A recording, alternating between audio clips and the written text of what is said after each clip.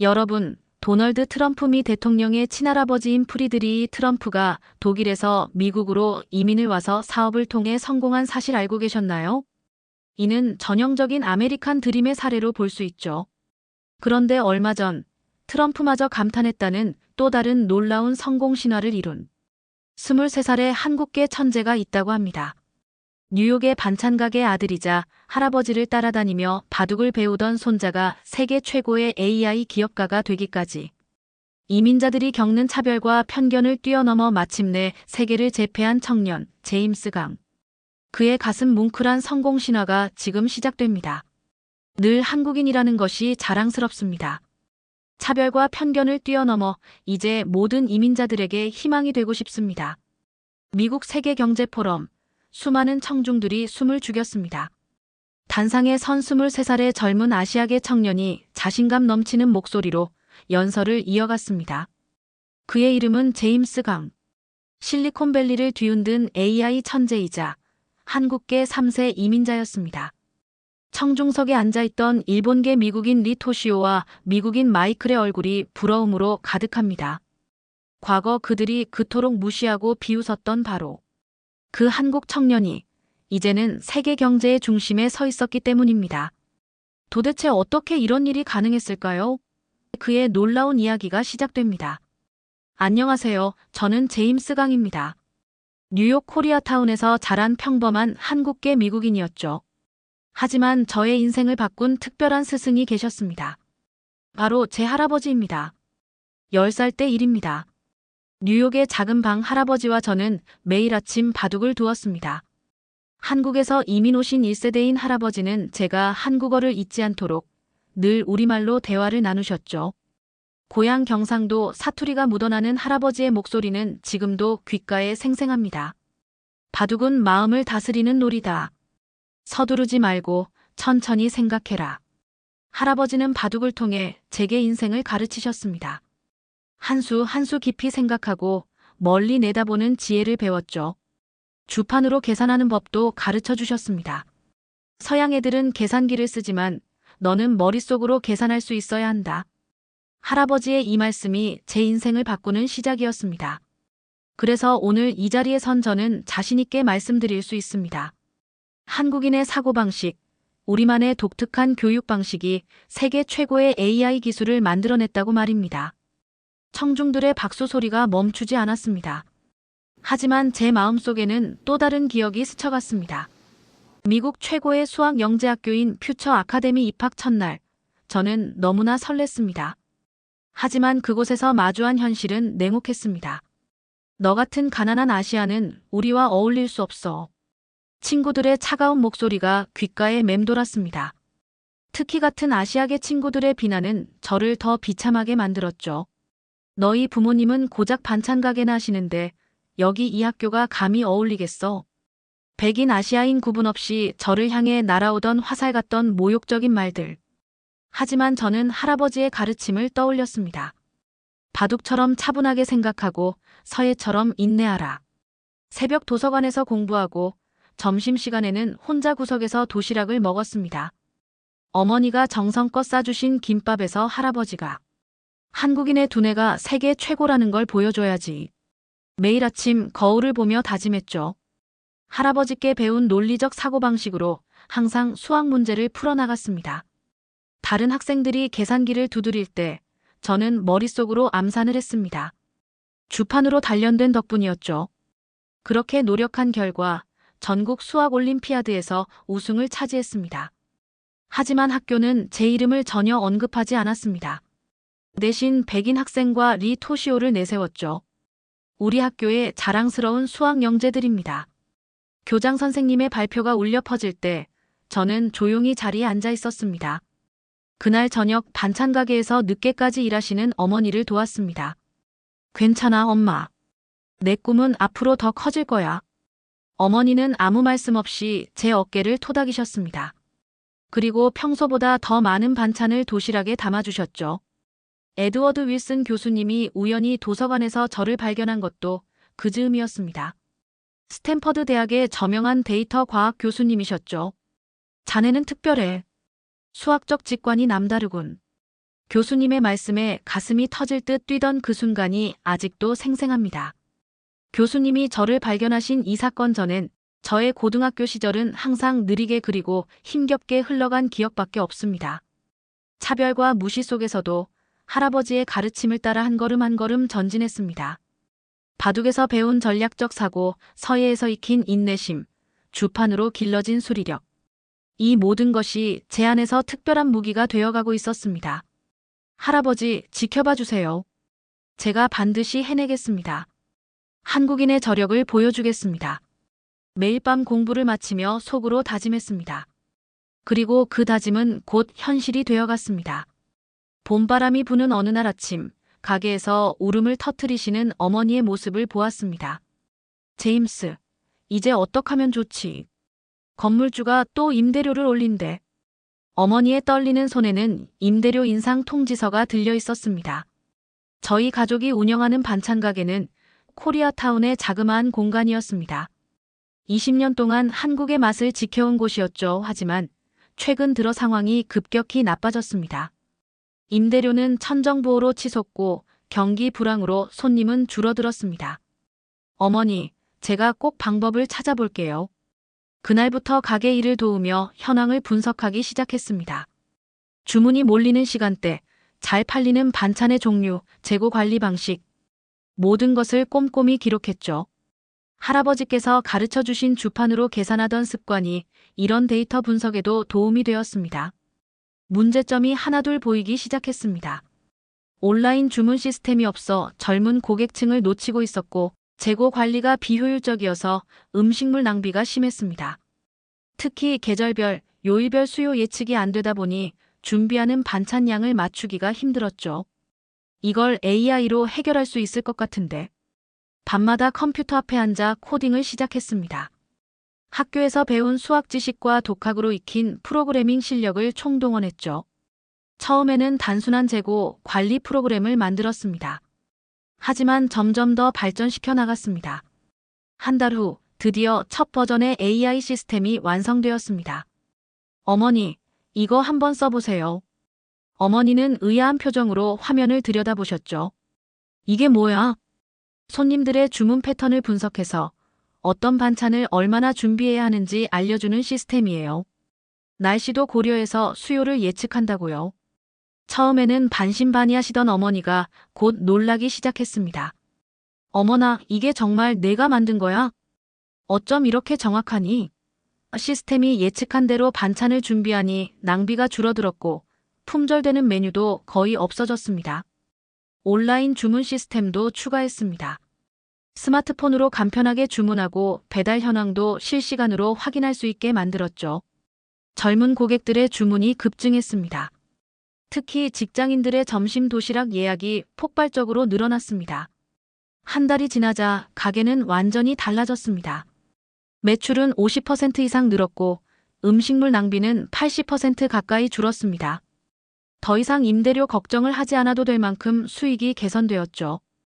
이 소식은 코리아타운 전체로 퍼져나갔습니다. 제임슨의 가게가 AI로 대박났대. 다른 한인 상인들도 관심을 보이기 시작했습니다. 저는 기쁜 마음으로 시스템을 나눴습니다. 우리 동네 한인 상인들이 다 함께 잘 되었으면 하는 마음에서였죠. 역시 우리 아들이야. 어머니는 환하게 웃으시며 제 등을 쓰다듬어 주셨습니다. 그때 문득 할아버지의 말씀이 떠올랐습니다. 바둑은 혼자만의 승리를 위한 게 아니다. 상대방과 함께 발전하는 거다. AI 시스템의 성공은 제게 큰 자신감을 주었습니다. 이제는 더 큰 도전을 할 수 있을 것 같은 마음가짐이요. 글로벌 AI 챔피언십 포스터를 바라보며 마음을 다잡았습니다. 한국인의 저력을, 저의 노력과 그 결과를 보여줄 시간이 다가오고 있었습니다. 반찬 가게의 AI 시스템이 성공을 거두면서 저의 자신감도 한층 커졌습니다. 그러던 어느 날 퓨처 아카데미에 큰 손님이 찾아왔습니다. 스탠퍼드 대학의 데이터 사이언스 석좌 교수 에드워드 윌슨이었죠. 학교는 대대적으로 환영 행사를 준비했고 우수 학생들의 프로젝트 발표회도 열렸습니다. 이번 발표회에는 리 토시오 군과 마이클 브라운이 나가게 됐어. 담임 선생님의 말씀에 가슴이 덜컥 내려앉았습니다. 수학 올림피아드 때처럼 또다시 저를 제외시킨 것입니다. 하지만 운명은 때론 예상치 못한 방향으로 흐르는 법이죠. 발표회 전날 도서관에서 늦게까지 공부하고 있던 저는 우연히 윌슨 교수님과 마주쳤습니다. 자네, 이 시간까지 무얼 하나? 교수님은 제 노트북 화면을 흥미롭게 바라보셨습니다. 반찬 가게 AI 시스템의 코드가 펼쳐져 있었죠. 이건 매우 독특한 알고리즘인데, 저는 용기를 내어 제 이야기를 들려드렸습니다. 할아버지께 배운 바둑과 주판의 원리를 AI에 접목한 것, 가족의 반찬 가게를 살리기 위해 개발한 과정. 교수님의 눈빛이 점점 빛나기 시작했습니다. 내일 발표회에서 이걸 보여주게. 교수님의 강력한 추천으로 저는 긴급히 발표자 명단에 추가되었습니다. 리 토시오의 얼굴이 일그러졌죠. 에이, 반찬 가게나 하는 주제에. 발표회장은 이례적으로 뜨거웠습니다. 리 토시오는 최신 AI 기술을 화려하게 발표했고, 마이클은 스탠포드 연구진과의 협업 프로젝트를 자랑했습니다. 하지만 제 차례가 되자 분위기가 완전히 바뀌었습니다. 이건 단순한 관리 프로그램이 아닙니다. 발표가 끝나자 윌슨 교수님이 먼저 기립박수를 쳐주시고 한국의 전통적 사고방식과 현대기술의 융합이라며 저를 언급해 주셨습니다. 자네, 글로벌 AI 챔피언십에 나가보지 않겠나? 학교 관계자들은 당황하기 시작했습니다. 이미 리 토시오와 마이클을 대회 대표로 선발한 뒤였거든요. 윌슨 교수님, 이미 우리 학교 대표는 교감 선생님이 난처한 표정을 지었습니다. 괜찮습니다. 저는 개인 자격으로 나가보겠습니다. 제 말에 리 토시오가 비웃었습니다. 혼자 나가서 뭘 하겠다는 거야? 우리는 구글과 MIT가 후원하는데. 가난한 반찬 가게 아들이 무슨 글로벌 대회야. 마이클도 한마디 거들었죠. 하지만 이번엔 달랐습니다. 이제 더 이상 움츠러들지 않았습니다. 한국인의 두뇌로 세계를 놀라게 해주마. 속으로 다짐했죠. 시간이 지나 대회가 오픈한 날. 그곳엔 전 세계의 천재들이 모여 있었습니다. 구글, 페이스북, MIT. 쟁쟁한 기업들의 후원을 받은 팀들이 저를 이방인처럼 쳐다봤습니다. 대회 주제는 금융시장 예측 AI 개발이었습니다. 모두가 최신 딥러닝 모델을 적용하는 동안 저는 다른 길을 택했습니다. 할아버지께 배운 주판의 원리로 데이터를 재구성하고 바둑의 포석처럼 시장의 흐름을 읽어냈습니다. 반찬 가게 AI 시스템을 만들며 깨달은 실전 경험도 녹여냈죠. 저 친구의 접근 방식이 독특한데요. 심사위원들의 작은 속삭임이 들렸습니다. 제 알고리즘은 단순히 숫자를 예측하는 게 아니었습니다.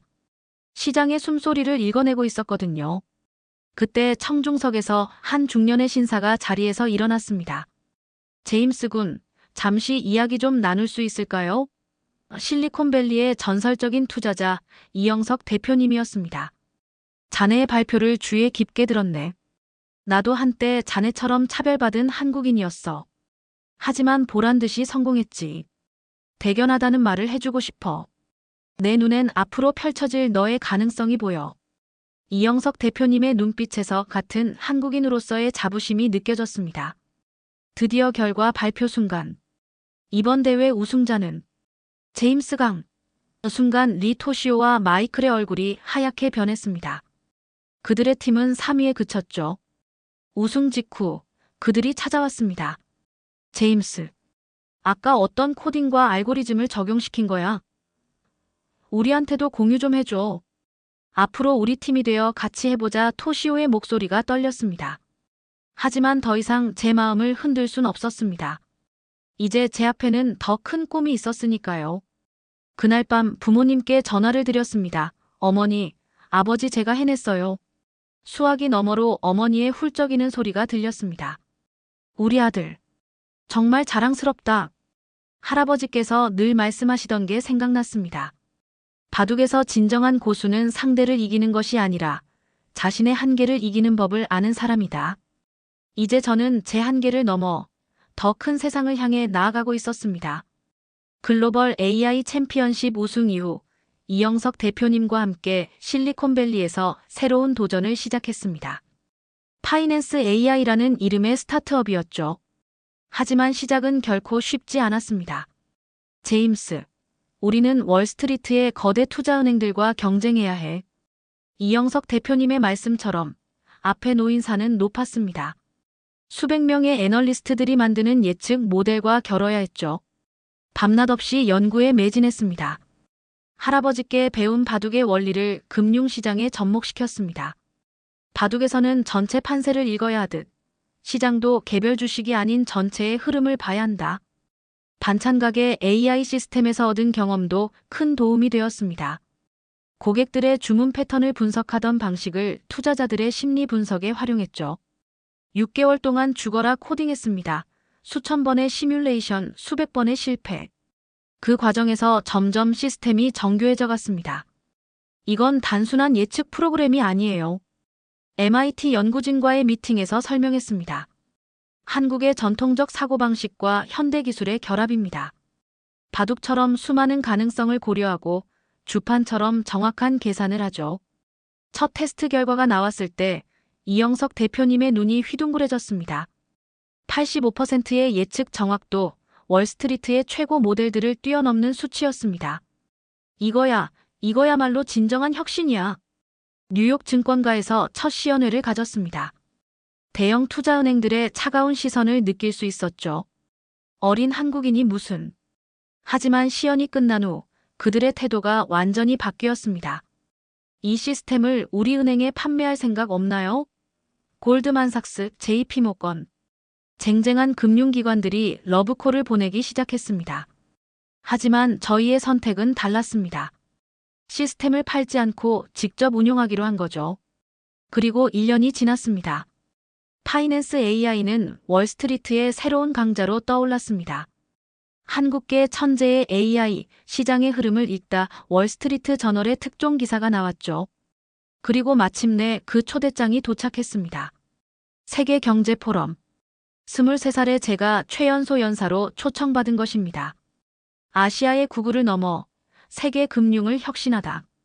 외신들의 헤드라인이 춤추기 시작했습니다. 세계경제포럼.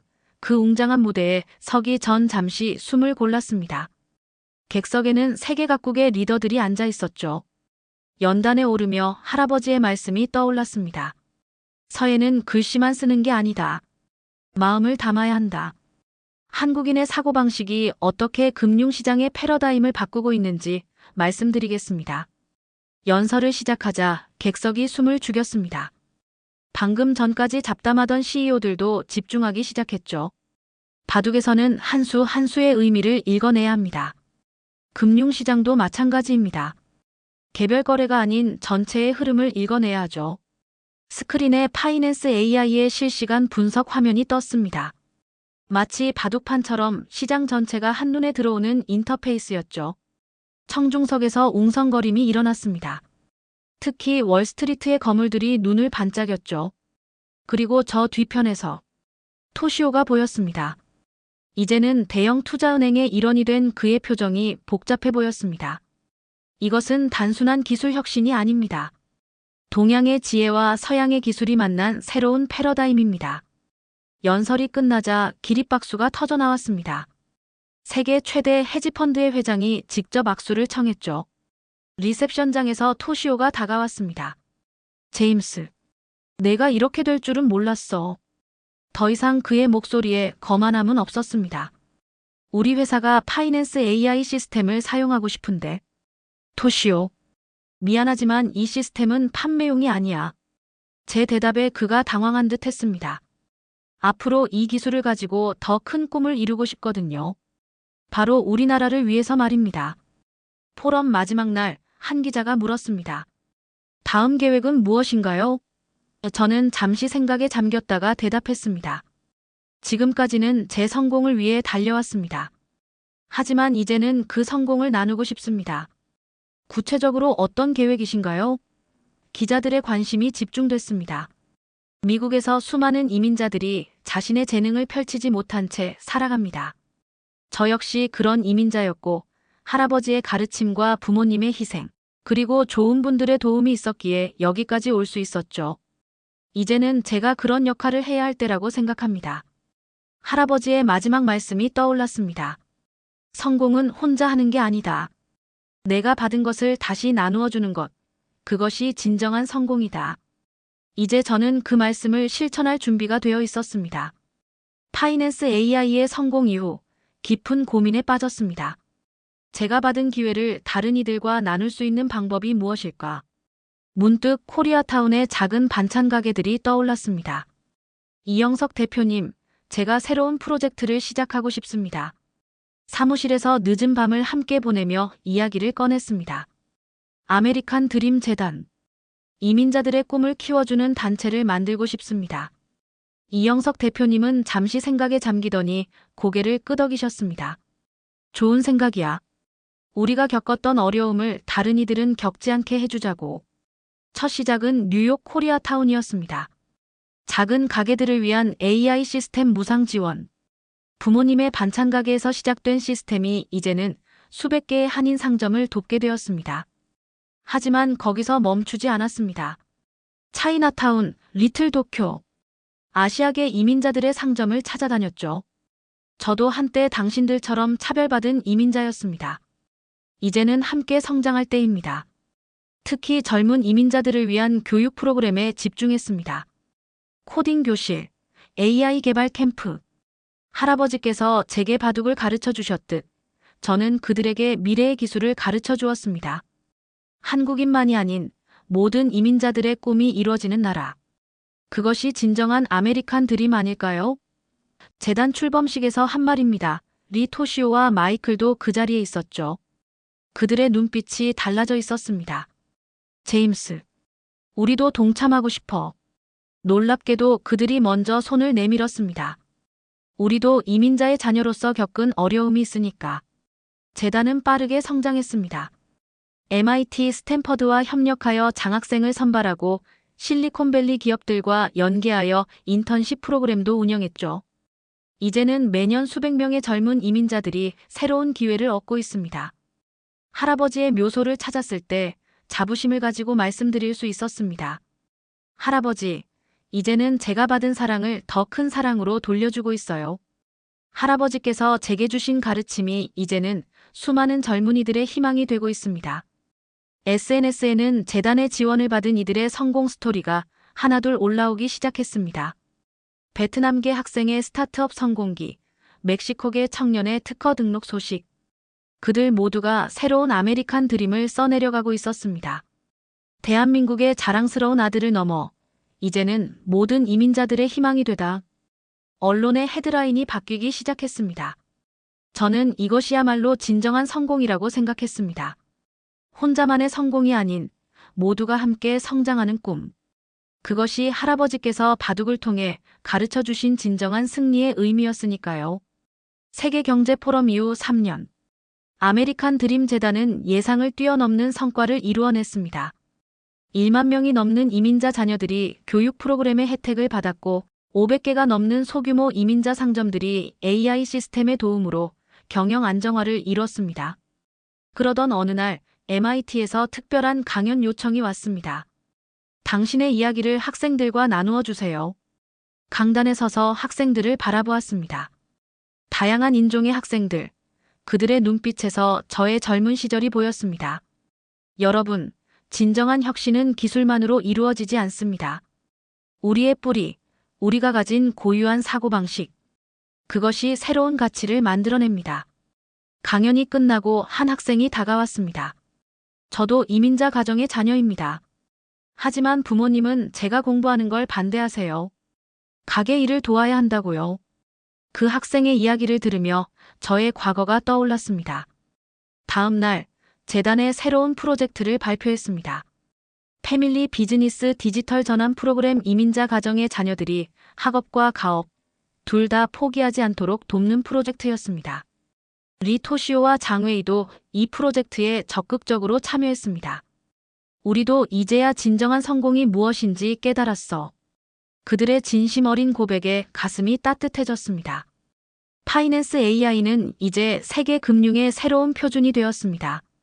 하지만 저에게 가장 큰 보람은 따로 있었습니다. 매주 금요일 저녁 재단에서 운영하는 코딩 교실에서 만나는 아이들의 웃음소리. 그것이 진정한 제 성공의 증거였습니다. 어느 날 저녁 부모님의 반찬 가게를 찾았습니다. 이제는 AI 시스템으로 완전히 현대화된 가게지만 어머니는 여전히 직접 반찬을 만드셨습니다. 엄마, 이제 그만 쉬세요. 라고 말씀드렸지만 어머니는 빙그레 웃으시며 말씀하셨습니다.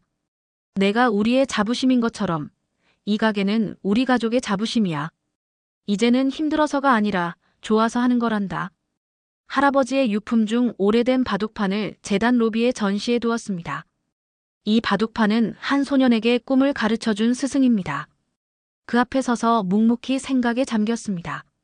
저는 또 다른 새로운 꿈을 꾸고 있습니다. 더 많은 이민자들이 자신의 꿈을 펼칠 수 있도록 더 많은 기회를 만들어내는 것. 그리고 그 과정에서 우리 모두가 서로의 문화를 이해하고 존중하는 세상을 만드는 것. 할아버지, 앞으로도 지켜봐 주세요. 이제 시작입니다. 바둑판 앞에 놓인 사진 한 장. 할아버지와 어린 시절 제가 함께 찍은 사진입니다. 그 옆으로 재단의 수많은 졸업생들과 찍은 사진이 걸려 있습니다. 시간은 흘렀지만 그 정신만은 변함없이 이어지고 있습니다. 진정한 성공이란 혼자만의 승리가 아닌 모두가 함께 성장하는 것. 그것이 제가 할아버지께 배운 가장 큰 가르침이었습니다. 여러분, 오늘의 이야기 어떠셨나요? 할아버지에게 배운 바둑과 주판이 세계 최고의 AI 기술이 되고 작은 반찬 가게의 아들이 실리콘밸리의 거인이 되기까지. 제임스 강의 이야기는 우리에게 무엇을 말해주고 있을까요? 성공을 이룬 뒤에도 자신의 뿌리를 잊지 않고 받은 사랑을 더 큰 사랑으로 돌려주는 그의 모습에서 진정한 리더의 모습을 봅니다. 한국인의 피가 흐른다는 자부심으로 이제는 수많은 이민자들에게 희망이 되어주고 있죠. 트럼프 대통령도 주목했던 이 청년의 이야기는 오늘도 전 세계 어딘가에서 차별과 싸우며 자신의 꿈을 키워가는 모든 이들에게 전하는 희망의 메시지입니다. 세계 곳곳에서 활약하는 자랑스러운 한국인들과 감동스러운 이야기들이 더 멀리 퍼질 수 있도록 좋아요와 구독, 알림 설정 부탁드립니다. 시청해주셔서 감사합니다.